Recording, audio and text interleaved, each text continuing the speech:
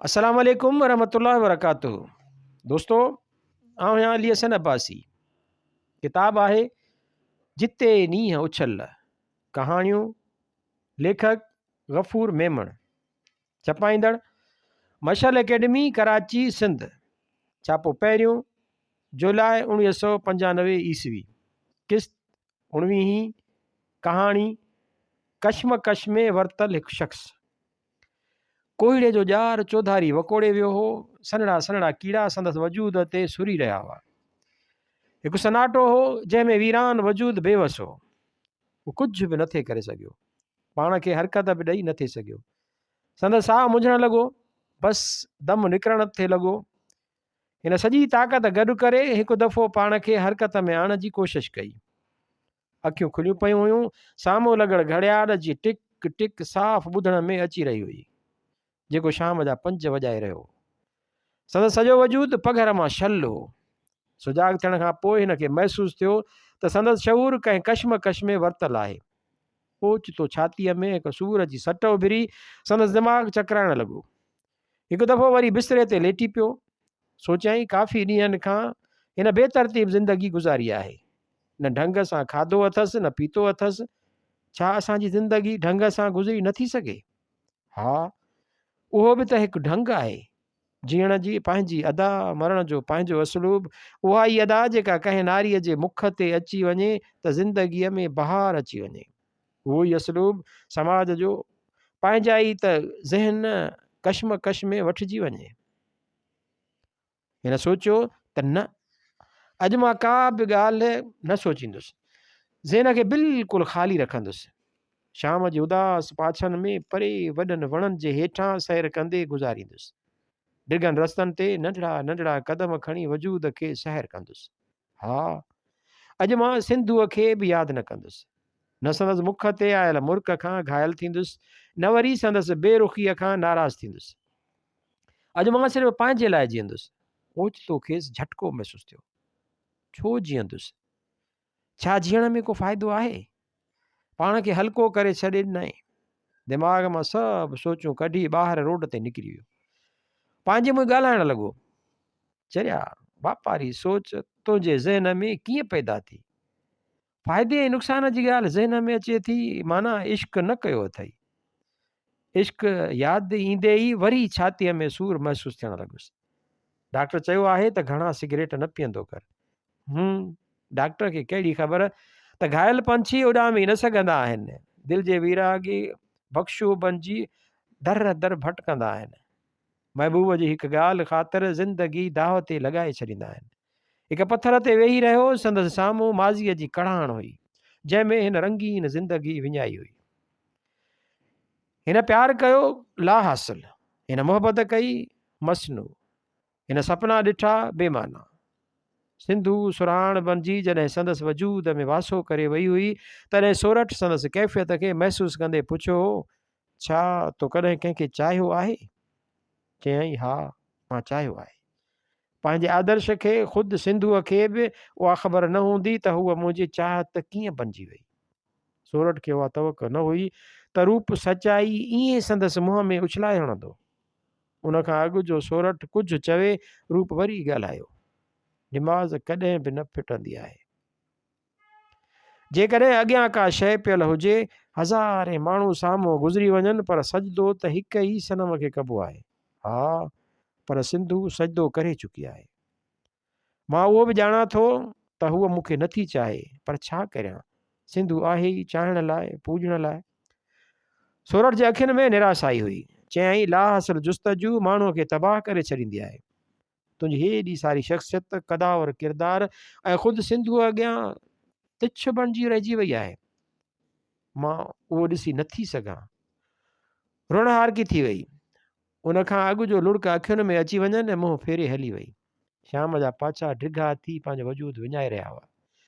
रूप पथर तां उथी घर जो रुख कयो। संदसि नौकर बख़्शू घर जूं बतियूं ॿारे संदसि इंतज़ार में बीठो। चयईं, साईं, तव्हां ॿाहिरि न निकिरंदा वञो, ख़ासि तौर अकेला, डॉक्टर मना कई आहे।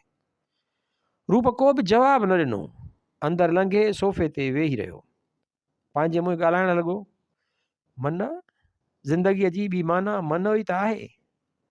नंढपण में माइटनि जी मन, अब्बा ईअं न करियो, वॾे हूंदे समाज जी मन, हीअं न करियो, हूअं न करियो, जवानीअ में इख़लाक़ी क़दरनि जी मन, इश्क न करियो, हुस्न खां सरफराज़ न थियो,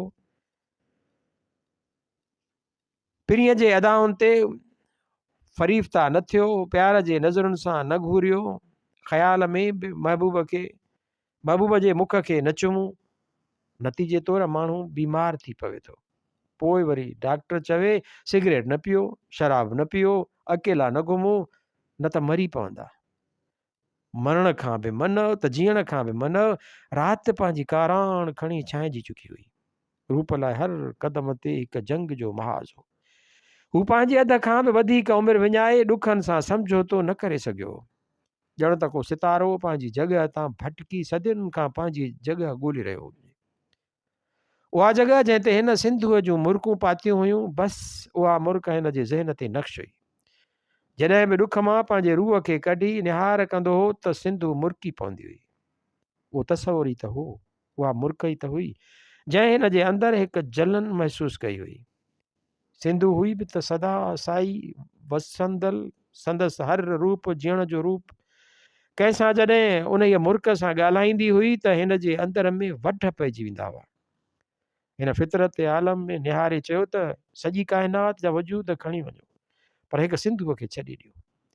हिकु दफ़े सिंधूअ खे चयो त हो त तूं सुठो आहीं, पर जुमिलो कटींदे जवाबु ॾिनो आहीं, तुंहिंजी अखियुनि जी महिरबानी जन मूंखे पसंदि कयो, तुंहिंजे सोच जी महिरबानी जंहिंमें मां सुठो बणिजी दाख़िल थियुसि। ॼण काइनात में जल तरंग वॼी विया हुआ। सिंधू अॻिते ॻाल्हाईंदे चयो, पर तूं अजीब आहीं। चयईं, मां तुंहिंजे लफ़्ज़नि जो भरम रखण लाइ वाक़ई पाण खे अजीब बनाईंदुसि। ऐं अॼु हू वाक़ई अजीब हो। संदसि ज़ाल खेसि छॾे वई। चयाईं, हिन अजीब माण्हूअ सां मां रही नथी सघां। संदसि दोस्त खेसि चवंदा हुआ, यार तूं अजीब माण्हू आहीं, तुंहिंजूं सोचूं निरालियूं आहिनि, तुंहिंजे जीअण जो ढंग बि निरालो आहे, तुंहिंजी बीमारी अजीब आहे, डिप्रेशन, नर्वस। राति जो हिकु रूप ज़ाहिर थी चुको हो। वजूद शराब जे कोड़ाण में गुम थी वियो हो। नौकर अची ॿुधायो, साईं का सोरठ ख़ातून आहे, तव्हां सां मिलण थी चाहे। माज़ीअ जो हिकु वर्क पलटिजी वियो। सोरठ अंदरि हली आई। मूंखे अॼु ई ख़बर पई त तव्हां हिते रहो था। उन वक़्तु यूनिवर्सिटीअ मां अवां ईअं गुम थी विया जो वरी मुड़ी तव्हांजे पाछे बि न निहारियो। चाहे हिकु दफ़ो सिंधू आई हुई पंहिंजी मङणी जो ॿुधाइण, ऐं उहो बि चयाईं त मां ख़ौफ़ज़दा आहियां। तुंहिंजी चाहत खां संदसि अखियुनि में वाक़ई ख़ौफ़ जा साया हुआ। चई, मां तोखे चूंडे नथी सघां ऐं न ई तोखे विसारे सघंदसि, पर मुंहिंजी दुनिया मां निकिरी वञ। मां हुन जे लफ़्ज़नि खे ज़िंदगी बख़्शण थो चाहियां, पर ज़िंदगी बर्बाद बि त करे रहियो आहीं। सोरठ खां हाणे बर्दाश्त न थियो ऐं गुस्से ऐं हसद जी कैफ़ियत में अची वधीक चयाईं, तोखे छा मिलियो? उन मां सिंधूअ खे त उहा ख़बर बि न हूंदी त को मूंखे एतिरो चाहण वारो हूंदो जेको अॼु बि संदसि इंतज़ारु कंदो हूंदो। हा बिल्कुलु तूं सही आहीं, रिलैक्स रिलैक्स। रूप बिल्कुलु शांति थी वेही रहियो ऐं सोरठ ॾांहुं निहारण खां बग़ैर चवणु लॻो, असां मां हर हिकु माण्हू महबूब बणजणु चाहींदो आहे त को कंहिंजो आदर्श बणिजी हिन खे केरु चाहे। हिन लाइ केरु सोचे, पर इश्क केरु बि न कंदो। इश्क में त पाण खे वॾे टुकर करे छॾिबो आहे, पंहिंजी अना ख़ुदि ई महबूब जे क़दमनि में उछलाए छॾिबी आहे।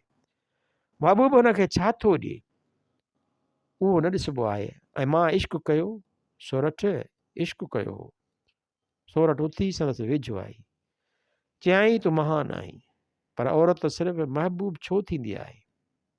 हिन इश्क करणु छो न सिखियो? हा, छो त औरत लाज़वाल हुस्न आहे ऐं हुस्न अना ऐं ख़ुदीअ खे ज़ेर कंदो आहे। औरत चाहींदी आहे त मर्द हिन जे अॻियां झुकी वञे, पंहिंजी शख़्सियत जो दबदबो हिन जे अॻियां फ़क़ीराणो बणिजी वञे। बसि औरत जी चाहत जी चोटी उते ई सर थींदी आहे। पर को मर्द को ख़ुदि सर झुकी न सघे त औरत जो इश्क शुरू थींदो आहे। ऐं मां झुकी वियुसि छो त मूं इश्क कयो। सोरठ कुझु ॾींहं रूप जी सेवा में रही, पर जल्द हिन खे महसूसु थियो त हिन जे अंदर जी महबूबा हाणे मुरकी चुकी आहे, पर हिन जी अंदर जी महबूबा हाणे मरी चुकी आहे। हिकु ॾींहुं उहो रूप खां मोकिलाए लाज़वाल इश्क जे लाहासिल मंज़िल ॾांहुं निकिरी वई। वेंदे वेंदे चई वई त रूप तूं वाक़ई अजीब माण्हू आहीं। ऐं रूप मुरकंदो रहियो। शाम जो उदास लम्हाए वणनि जे पाछनि मां कदम ब कदम खणंदो रूप पंहिंजी कश्मकश मां निकिरण जी कोशिश करे रहियो हो। हिकु पथर ते वेही सोचणु लॻो त फितरत जे अज़ल में छा आहे। हिकु उमेद ओचितो संदसि कुल्हे ते कंहिं हथु रखियो। पाण छिरिक भरे उथी बीह रहियो। सफ़ेद कपिड़नि में मलबूस का औरत बीठी हुई ऐं रूप खे महसूसु थियो त का संदसि सीने में सूर जी शदीद लहर डोड़ी वई आहे। थाॿो खाई किरण ते हो त उन औरत खेसि छिके भाकुर में भरे वरितो।